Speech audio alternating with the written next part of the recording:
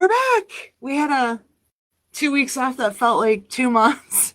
A lot's happened. A lot's been in the works while we've been on hiatus with the shop. Exciting. So welcome to Yarnyak, where we yak about yarn and other fiber crafts, whatever we feel like talking about that has anything whatsoever to do with yarn. I am Kimmer, and I'm Carla. And we are coming to you live from the stash in Baldwin, Wisconsin.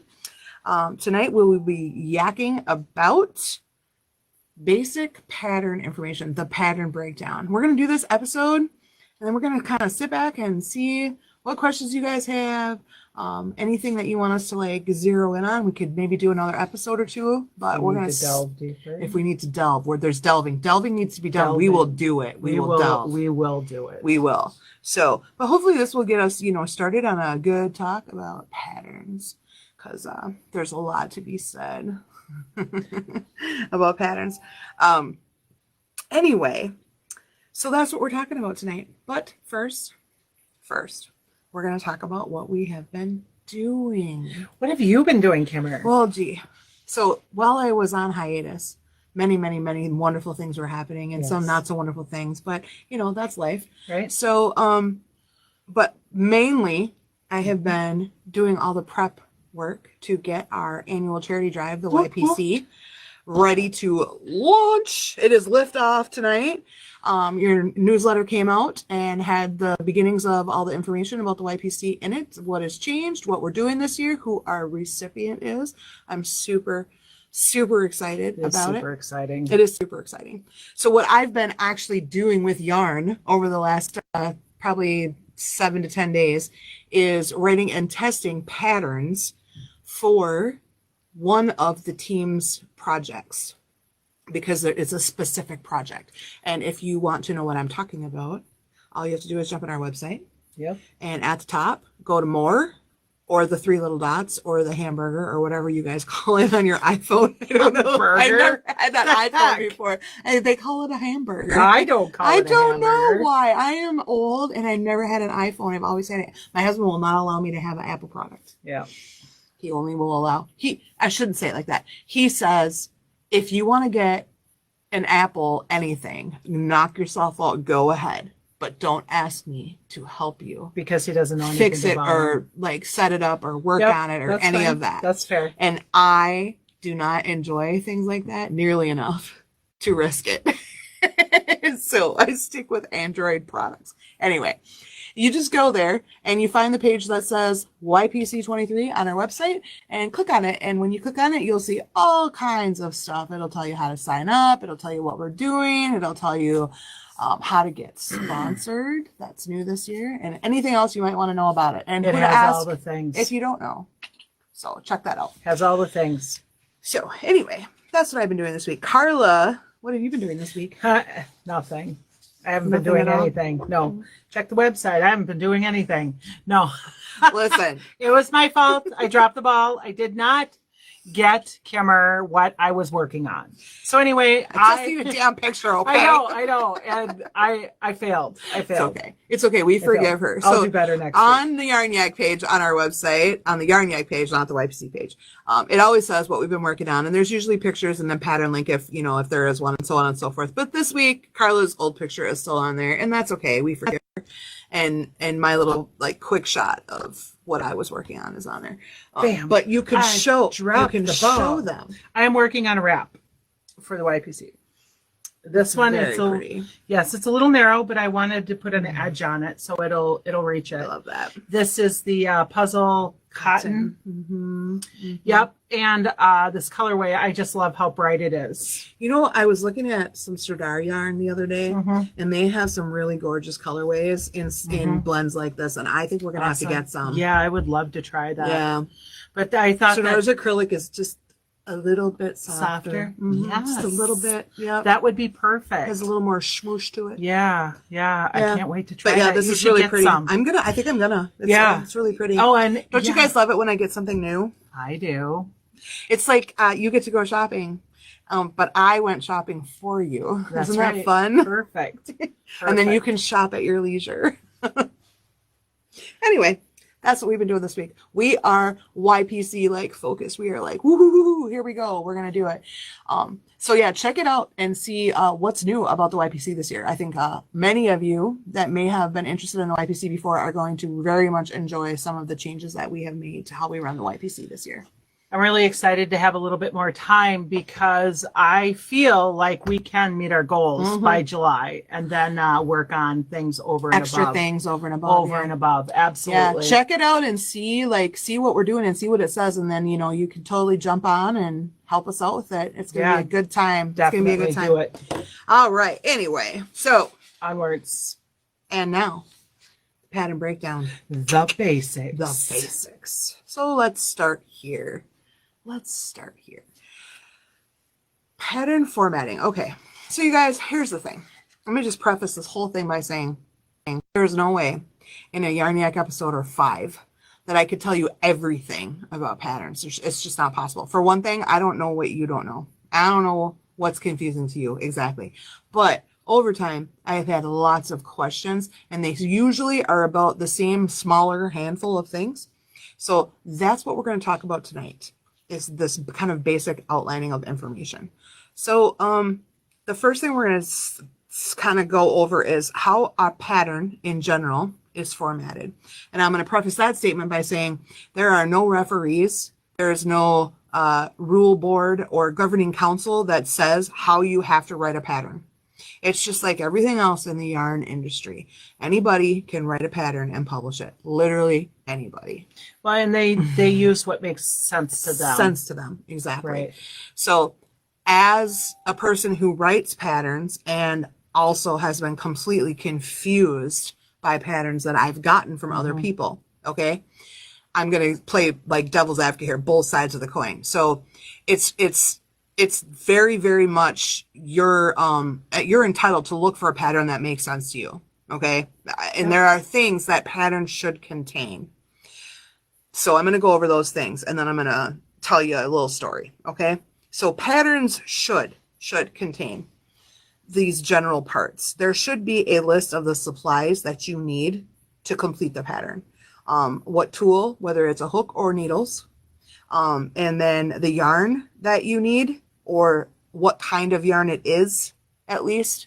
In other words, it may say a brand and line name of a yarn, or it may just say worsted or fingering, okay? And that goes back to a previous episode we had where we talked about yarn weights, all right? And then it should say weight, or the yardage, or both, how much yarn was used to complete the pattern. So it may say 4 balls of X yarn, or it may say you need 1,800 yards of this weight of yarn, all right?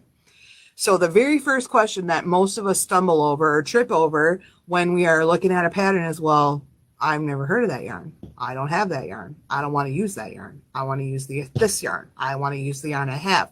I want to use this yarn I'm holding in my hand at the yarn store. How do I figure out how much of this yarn I need to do this pattern? So there's a couple things you can do right off the bat. One is you can determine the weight and yardage of the yarn that was used. So if they give you the name of a yarn, a brand name, Google that yarn, check it out, and convert it. If it's worsted and 4 balls of it was 1,800 yards, that's the answer to that question. A really, really fast way to find out if the yarn you want to use, well, I don't know if it's really, really fast, but it's fairly succinct. To find out if the yarn you want to use will work for a pattern is to look up the yarn that was used on Yarn Sub. Remember that handy little website we were talking about when we talked about yarn weights in that earlier episode? Yarnsub.com. You can put in the yarn you want to use, or you can put in the yarn that was used and see if the other one is on either list. So let's say Carla wants to make this again and she can't use puzzle cotton. So she can look up the yarn she wants to use and see if it compares, if puzzle cotton is on the Yarn Sub list for the yarn she wants to use. And remember, Yarn Sub grades that. It tells you if it's an okay match or a good match, or a nearly perfect match, and then it tells you why. It goes into like the finest of details. So it's an excellent thing to have saved on your phone or computer. Is that link. It's a useful tool for lots of reasons. It needs to be in people's toolkits. But it's a faster-ish way to find out about that. And again, you can always just Google the yarn they said they used, okay? If they were nice enough to just tell you the yarn weight and the yardage, that makes it pretty easy. All you have to do is go and look and find yarn that's also worsted and add up how many yards that is, okay? So there's that. You have that going for you, which is nice. One thing I want to say too about subbing yarn, not feeling you have to use the yarn that is used in a pattern. When you start working with other yarns on what is listed, it really helps you kind of learn about yarn and get to know it as like a more a broader like knowledge base for yarn. You know, when you sub a yarn and it's not working, pay attention to why. Is it the grist? Is it that it was a much smoother ply than the yarn that was used, and therefore it's acting like it's a whole weight smaller? There's lots of things like that can come up. And if you don't know, you can always come in here and ask me. You can always come in here and ask me. I will help you figure it out. I will totally help you figure it out, because these things are interesting to me. Right. This is interesting to me. It might be frustrating for you, but I'm like, I must know the answer to this question, this yarn question. It must be answered. So anyway. And you can also make smaller adjustments with your, to make a yarn work that is maybe a little different than the yarn that was used, just by simply changing your hook or needle size and adjusting your gauge just a little bit. Sometimes that's all it takes to fix it and make it convert. So hook or needle sizes are also usually listed on the supplies list. And I'm going to say it again. Here I go. Ready? Millimeters, millimeters, millimeters. Screw those letter sizes, screw those number sizes. Just look at the millimeter. The number that says mm after it is the only one that matters.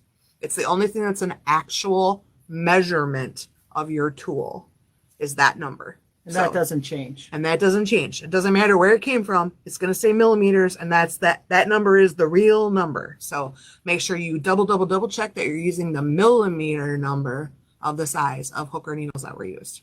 Okay. So yeah, there's that. Awesome. Yeah. And then the next section is usually the abbreviations used in the pattern. So those kind of give a lot of people a little anxiety, a little bit of nightmares. Sometimes you see a list of abbreviations this long and you're like, oh my God, I don't know how to do this. I have to know too many things to do this. But wait, there's more. Yeah, because those abbreviations could be UK, Canada, Australia instead of US abbreviations. So if you are in the UK, Canada, or Australia and you are watching this show, I'm not pooping on your abbreviations, but in the US they're different, right? So make sure that you are using pattern abbreviations that you understand, okay? Keeping in mind that UK pattern can say DC and it means SC in the US. I can't tell you how many times I have had myself done it and have had other people come here and go, I don't understand why this circle is like this big, and it's like in the picture the thing is this big. Well, because you're double crocheting, because it was a UK pattern, so it's twice as big of a stitch as what you're supposed to be doing, which is single crochet. Happens all the time. Patterns don't always say they are US or UK terms, so look for that. If it doesn't say that and you aren't sure, try to contact the designer and find out before you start working, because it'll be super frustrating to find out after the fact. And then you can always take a US or a UK, depending on where you are, pattern and go to the Craft Yarn Council of America, okay? They have a page on their site. I'm gonna read you the web address, but I'll post it on the ASKYARNYAK page. I hope, please remember. It is www.craftyarncouncil.com/standards /crochet dash abbreviations. They have a conversion chart. This is really easy to get to online simply by just Googling US, UK conversion crochet terms. And then you come up with this handy little box, which you can download, copy, or paste onto your phone or desktop. That just has a straight line right across. It's just DCSC, and so on down the line. Everything that's different will be listed on that conversion chart. That's kind of a useful little thing to have. And then take your pattern and a pencil and go through your pattern and just cross, X out where it says DC and make an SC above it. It'll save you so much time trying to find it and then look and see what it says for real. These are frustrating things. I try really hard to use US patterns because I don't have time for this. But if you have one that you really want to make, it's worth it to sit down and do the conversion quick and be done with it. I say quick, but she's laughing. I am laughing because it's not quick. It's the whole stitch marker thing all over again when it comes to marking up your pattern, because I can just do this and do the conversion in my head. I'll remember. Yeah, I'll remember. I won't forget. I won't fall asleep and then pick it up the next night and forget that I'm supposed to be single crocheting instead of double crocheting. Absolutely. That would never happen. Just make a note. Yep. Just make a note. Trust me. Another indispensable item to have in your toolkit, toolbox, whatever, is the Crochet Answer Book by Edie Ekman. We sell that book in the shop. I stand by that book. Pretty much almost everything you need to know about anything to do with crocheting is in that book. And there is also the Knitting Answer Book. I don't think it's the same author, but I'm not sure. But they are both equally valuable tools for both fiber crafts. It's basically like a Bible. Almost anything that you could possibly do or trip over or bump your head against when you're trying to read a pattern or complete a project is in those books. And they're not that big either. You need, if you're old like me, you need cheaters to read it because they're only like this big. Okay. But they're like that thick and they're just packed with information. It's completely worth owning that book. So anyway, let's see what else about patterns. There should be a section called special stitches. If there is any special stitches. Special stitches usually refers to stitches outside the basic 4 or 5 stitches. So, or if the pattern writer designed a stitch, which I did once with the turret shawl, tip to tip scarf, if you remember. If you make up a stitch, you need to tell someone how to do it because they're not going to find out how to do it online. Okay. So special stitches should have the full name of the stitch, followed by the abbreviation or vice versa that is used in the pattern for it, and then directions on how to do it. Okay. That should be there. And again, it applies to anything that they made up or stitches that just aren't, everyday use. Maybe it's a bobble or a popcorn or a back post or front post. The things you don't do every day and you can't remember how, that should be outlined. A good pattern will have that defined for you. It's pretty handy. Like it's the first time. It should tell you how to do it. And then there should be a notes section, hopefully. A good pattern will tell you in really important, seemingly small but very important details, such as do your chains when you turn, count as stitches. Who I hasn't done count? Everybody, so many people. It happens all the time. They're stitching in a chain and they weren't supposed to, or they're not stitching in a chain and they were supposed to. What is the first stitch? Is it my stitch or my turning chain? It is a constant point of confusion. So most people who write patterns with any kind of regularity or have them tested know to say that if it counts or not. A lot of them won't say anything until it changes. So if you suddenly encounter a row where it says chain 2 counts as first stitch, you can safely assume that prior to that, it didn't. But it should just tell you at the top before you start. It should. There's sometimes other specific information, like it will say things about repeats or give you clarity on a punctuation that is being used in that pattern. In case you don't know, some people don't know that a star generally means to repeat. And in the note section, if that's what they're using, they should tell you that. It should say that in there. Yeah. And then sizing. Yes. There should be some kind of information about sizing, whether it's gauge or actual measurements. It depends on the pattern, but there should be some idea, some indicator at the beginning of the pattern to tell you that what you're making about how big it should be, what it should look like if you're doing it correctly. So always look for those things. Always establish that information. It can really help you avoid ultra frustrating patterns that aren't written well. If you look for that information before you even start it.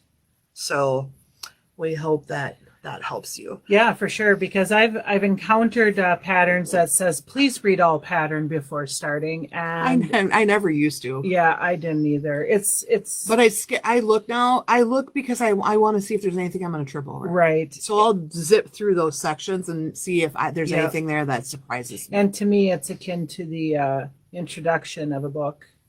Well, it's also the measure twice, cut once. Yes, thing. absolutely. It takes time to make anything out of yarn. You Yep. know, some of us are really fast, some of us aren't, but that's not the point. This is supposed to be a pleasurable activity, Right. not one that makes you say like. And really, you only have to read it once if you just read it once. If you read it If through you the just first read it time, through, you'll the first remember. time, yeah, well, but you'll know where to find it. And sometimes I underline or circle specific things just so I can go back to it if I question it. Absolutely. So, I mean, it is really worth doing. So I'm going to tell you a little story. There is no, like I said earlier, there's no formal rules for pattern writing. Anybody can write a pattern. Any one of you can say, you know what, I'm going to write down how I made this thing, and you can call it a pattern and you can publish it, and somebody will buy it. Somebody will. Now, it's not that it's hard. It's hard to write a pattern. I'm not going to lie. It's really hard, but I'll tell you why it's hard. You know all kinds of stuff. You can have super good intentions. You can try really hard to be very clear with your directions, but writing a pattern, you have to make some kind of assumption as to what the reader already knows. So you either have to assume they know literally nothing, which most of us aren't going to do, because that means explaining like how to do a slip knot. Reinventing the wheel, Yeah. essentially. Or you have to assume that they know basic crochet, which for most people means that you know the main stitches, how to slip stitch, how to turn, what chaining up means, things like that. Okay. And then you'll see like the intermediate or advanced patterns. Those usually indicate that you know how to post, loop, cable, things like that when it comes to a crochet pattern. Knitting terms I'm not as familiar with, but I assume it's very similar. It is. When you see a beginner knitting pattern, we're assuming that you can knit and purl. And when you see a more advanced pattern, we're assuming that you know some stitches and you've done some kind of cool patterning or things like that. Yeah. So you always want to look for those words. Okay. Beginner, confident beginner means that you're confident that you know the basics and you're ready to try something a little more complicated. Okay. And again, intermediate and advanced, you know, there are many of us that in some ways we are advanced crocheters. Right. But that doesn't mean you know everything, you know, so don't be scared to try a challenging pattern. Just don't expect it to tell you every single thing. You might have to Google something. You might have to Google some things that you don't know in order to accomplish the pattern. And that's okay. Yeah, totally. Because the only way you grow as a crocheter is That's how you to learn. take that leap. That is how you learn. So, And it's really fun. I love doing a challenging pattern. I really do. But we also all have those days where we really just need to sit down and do something that we don't even hardly have to look at and we don't have to count. Like I'm having that day today. I need yarn in my hands that I literally don't actually have to look at. I need the yarn in my hands because it soothes my soul. But I don't want to look at it. I want to watch TV. That's the end of my day today. That's what's happening at the end of my day today. So, yeah. But the one thing you can hope for in a pattern so anybody can write a pattern. The one thing you hope for is consistency. And if they start one way hopefully they follow that the whole way. You definitely want to be aware of patterns where they change an abbreviation for something, where the punctuation is bad. It's not consistent. And we're just about to talk about that. You definitely want to there's so many good patterns out there, and many free patterns are good patterns, not all, but many. So don't do a pattern where it's written poorly, because that doesn't help you, and it doesn't help the pattern writer learn to write better patterns either. And that's, just because they didn't do a great job on their first pattern doesn't mean they can't improve, but they won't improve if 500,000 people buy their pattern or use their pattern. They'll think it's fine. Well, and if they don't know that this is this part here is a stumbling point for most people. Absolutely. Then, so, don't be afraid to email the or contact. You betcha. And say, I was really confused by this part. Can you help me? Can you help me? Yep. Don't be They rude may not by answer any you, means, but you can always let them know. Yep. Absolutely. We're really tired. Yeah, just a little bit. We're a little tired tonight. I feel like some of it is the all the energy of that storm today. Suck the life out of you. Yeah, and then just waiting for it to happen again. Yeah, I'm supposed to be getting some more tonight. Yeah. I am this Tuesday, even though I have been working almost every day this whole time, this is like the Monday-est Tuesday I've had in a long time today. And I bet you it was like that for a lot of people, because it was their first day back to work after the holiday again and stuff. So, and I think the kids went back to school today. Yep. And it wasn't a fun driving day for a lot of us here in Western Wisconsin. It was not a fun driving day.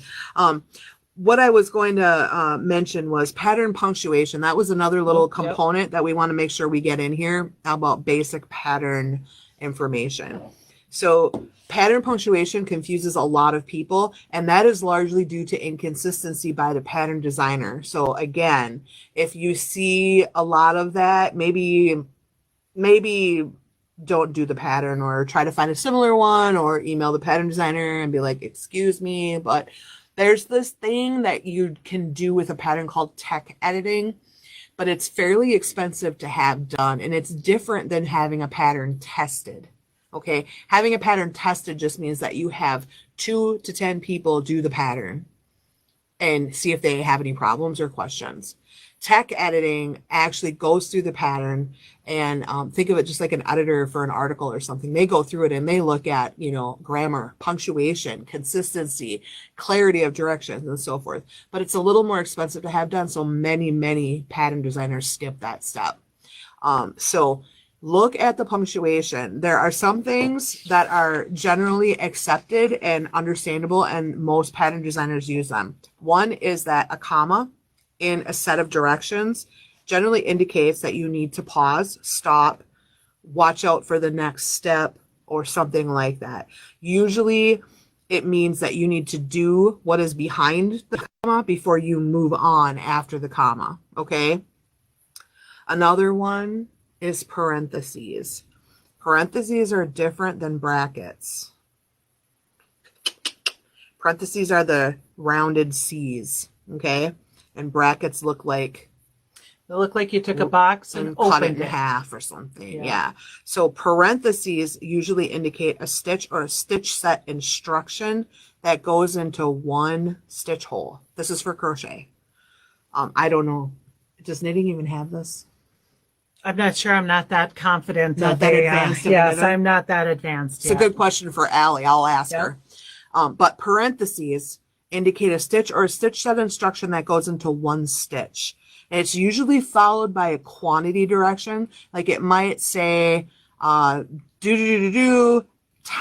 like an X and a number. Okay? It might say it like that. And it will all be in parentheses. Okay? That means that you do all of that inside the parentheses before you do anything after that. And you do it only where that was indicated. So if it says insert hook and then parentheses, do like 3 rows of directions, they mean they want you to do that all in that stitch. That's what they're saying, unless it specifically says something different. Unless it's a series of it will be stitches. Spelled out. Yep, it will be spelled out. Okay. But brackets, those trump parentheses. So if there's a set of brackets inside the parentheses. Outside? Yeah. I've seen them inside. Oh, I've only seen them outside. Okay. Well, you do the bracketed instructions, including whatever is in the parentheses first. Yep. First. So you do those bracketed instructions before you move on outside the brackets. Okay. Right. Everything in the bracket first. Everything in the bracket first. A lot of people trip over those and confuse them. Parentheses and brackets. A lot of people, like I've done, everybody that's tangled with a working in the round pattern. Yeah. So a lot of those have that kind of, it just looks really overwhelming. And actually it's usually not. It's usually a really reliable, kind of predictable. Yep. Once you move through. So you'll see a thing with a paragraph like this and you're like, oh my God, it's going to take me 10 years to do this round. Okay. But once you move through it, you're like, really? That's it? But that's because the pattern writer is spelling it out for you step by step Literally. by step. And I'll tell you why. Yep. After I tell you this, the star, when you see a star or an asterisk, okay, in a pattern, it almost always means to repeat or return to the place where the other star is. That's it. I've never seen it used for anything else. Repeat or return. Yeah. Okay. Okay. So I'm going to tell you a little story. How many of you in school or whatever had to do a thing where in a writing class where you had to write the directions for a seemingly simple task out for someone else to follow? Like how to make toast or how to make a peanut butter and jelly sandwich or something of that nature. That is exactly how writing a pattern is. You are writing a pattern for what you think is something fairly simple, and you think it's simple because you did it. Mm-hmm. So the pattern writer is almost tainted by writing it down because they've already done it, so they know what they mean. But that doesn't mean that everyone else will know what they mean, and it also doesn't mean that everyone else will know what they already know. So it's a tricky thing before you're like, this is a crap pattern because I don't get it. Just, consider for a moment that it's really, really difficult to write down directions for someone else to follow when you don't know what they know. Yeah. It's tricky. Yep. It's very tricky. You don't know where their starting point is. You don't know, like, do they know they have to yarn over before they do that? Do I have to write that in? But if I write that in, the yarn over, so there's like 9 yarn overs in this. So I just had to write directions for a 3 and a 5 loop puff stitch. And when I write out how to do that, the 5 loop puff stitch, the directions to do one is this long. It's a paragraph. And it's because it says yarn over, insert hook, drop a loop. Yarn over, insert hook, drop a loop 5 times. So even though I can do that in about a second and a half, I mean, seriously, really fast. It takes this much room to write that out. But I have to write it out because if you don't know how to puff stitch, you need to know that you have to do those yarn overs and inserts every single time individually before you get to the end of that stitch. See what I mean? Sometimes, too, the instruction could be as simple as at the very end of a section, turn your work, or don't turn. Yeah. Most people know that when you're working in the round or most people know that, in a square around and around from the inside out, that you don't turn, that you're not going to turn. However, but you can't assume that they don't know that. You can't assume that. Yeah. And I've dealt with a number of patterns where it made sense to turn, but they don't want you to turn, but I feel like I should turn, but nobody said what we were doing. Or do not turn. Yeah, exactly. I read the notes. There was nothing. It just depends on where the maker is coming from. Exactly. What they understand about what they read and what the pattern designer, what they understood about what they did. I'm going to throw this in there too, and Kimmer doesn't know about this, but sometimes patterns are in a foreign language and they translate them. And they might not all of the things translate. And they don't translate well, and not even because grammar. Yeah. In other languages, grammar is different. We use a lot more words than a lot of them. Not grammar.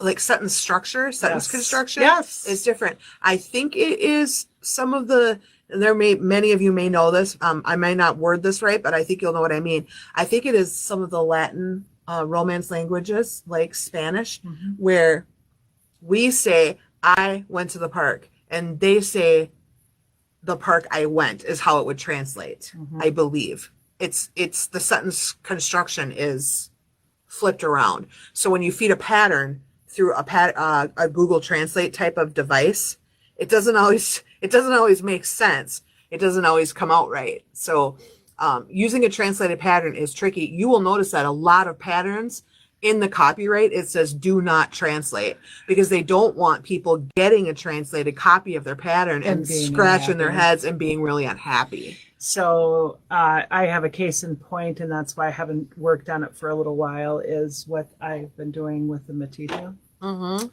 is a translated pattern. And there is things that I've had to guess on. Cross your fingers. Yes. So far, so good. Go forward in faith. Yeah, pretty much. Hope. Pretty much. Pretty much. Wings. Yes. There's praying. Exactly. Yes. All the things. All the things. That's something to be aware of too, is what, if it was actually translated by somebody, a person. If they had it professionally translated, or did they use a yes. translating mechanism, because it's not the same. Right. It is. Yeah. Because there's chunks of this pattern that are missing, and I am sad. So I've been winging it, but we'll see what happens. So you might be making up a whole new thing. Maybe we'll see. Inspired by, right? Instead of exactly. Yeah. I will say this too, though, before we wrap this up. There is no part of anything I've ever done with yarn that I regret or that was a mistake, because no matter what happened, even when I sad face had to completely rip something all the way out or put it in timeout for a year or whatever, I always learned something from that. I always have. And it's all added to my yarn journey. And, the longer you do this, the more stuff you try and be really, willing to completely fail at, the more you will know and the less you will fail at it, because you'll get to the point where you can just figure something out. Right. You don't need so much need a pattern. You can just kind of look at something and go, well, I see how they did that. That's it's a square with a shaped shoulder, and the neckline was joined after, and so was the hem. You can totally get there, and it won't even take that long, but it comes from trying things and simpler things and learning how to do them and screwing them up really bad sometimes, and figuring out what works and what doesn't, and that's how you get there. That's how you get really confident in your skills. So fear not, grasshopper. No, fear not. And that's also one of the biggest bonuses I think about having a local yarn shop, is because you have somewhere to go where someone gives a crap if you can do what you're trying to do or not, and we'll try to help you. Yep, absolutely. Yep. Because that's a difference between a yarn shop and a big box store. Yep. Big box stores just want to sell you yarn. Yarn shops want to help you yarn. There's a big difference. And a lot of times they don't have anybody there to help you. They've never picked up yarn except to stock the shelf. That's my little plug for using a yarn shop. It doesn't even have to be mine. Just use a yarn shop. Yep, any of them. Yep, for sure. Support your local yarn shop. That's right. So anyway, we don't have a WTF moment tonight, do you? I don't really. I don't really. However, we do have an interesting question. Now, I wouldn't say this is a deserted island question per se. It's more a curiosity question that someone asked. And so we're going to ask it. What is something that you bought that you expected to use all the time, really often, right? But that you never, you don't use, or it doesn't do what you thought, or you thought it was going to be useful and it's not. Do you have anything? I have one thing for sure. I feel like I probably have the same thing you do. Hard yarn bowls? Yeah. Yeah. So a couple of years ago, I was completely convinced that one could not yarn without a yarn bowl effectively. Like those things like lit up my whole yarn life for about 3 or 4 years there. Right. I went nowhere without a yarn bowl. Sometimes I had 2 or 3 of them. They were all over the place.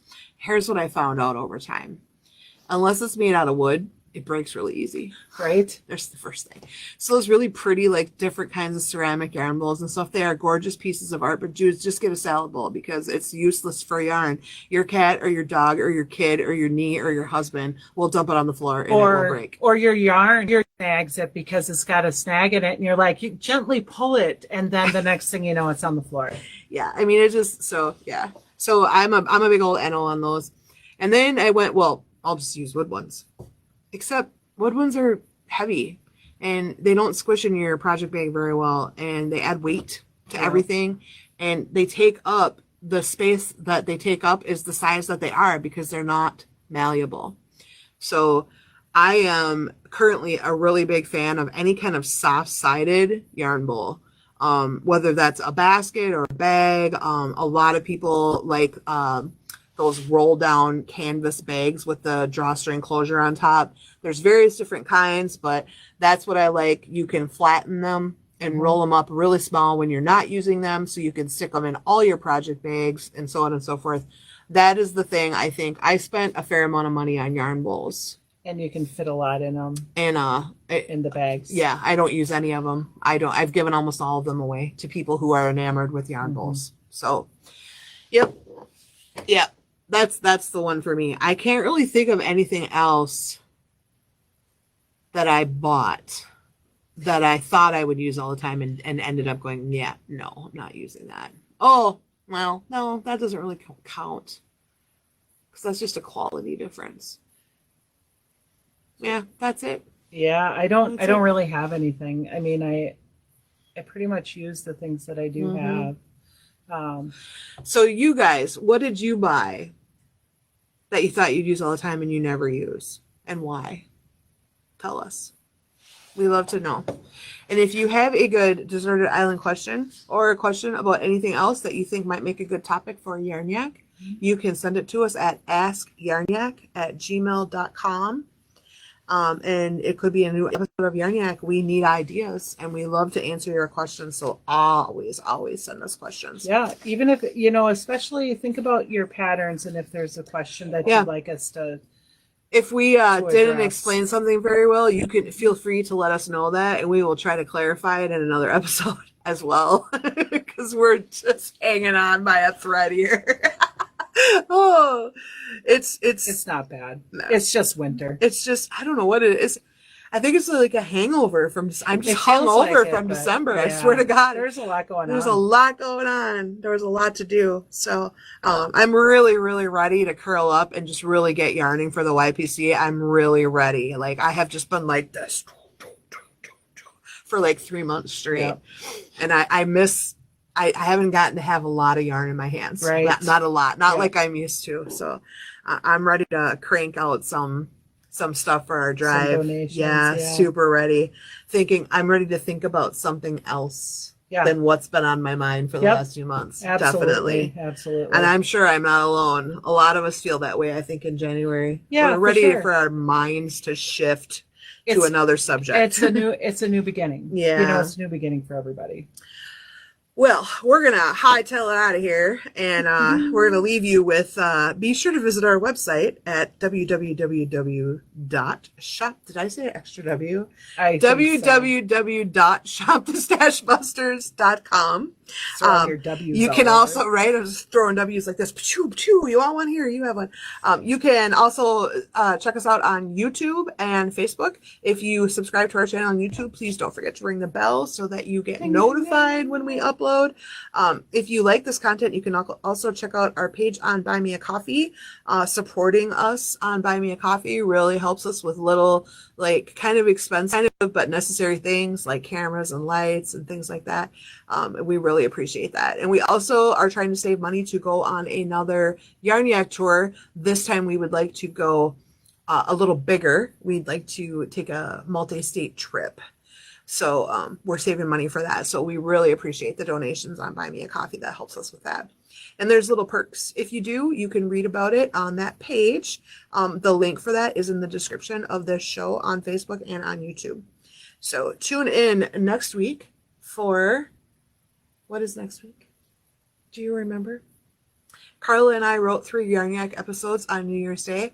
I currently cannot remember what next I know, week's I wrote it episode down. is about, but I'm sure it'll be really good. It's amazing. I know it's amazing. We were so proud of ourselves. Yeah, we were. So it's a mystery, and you need to be there. Please to tell know. me that any of you know what it's like to hit 7 p.m. and literally have half your brain cells leak out your ears and just disappear until you sleep. Please tell me that I am not the only one. That's all I'm going to say. Happy yarning, my friends. Have a really good night. Stay warm and cozy in the snowstorm that's coming, and we will see you next week. Good night. Good night. Yarn.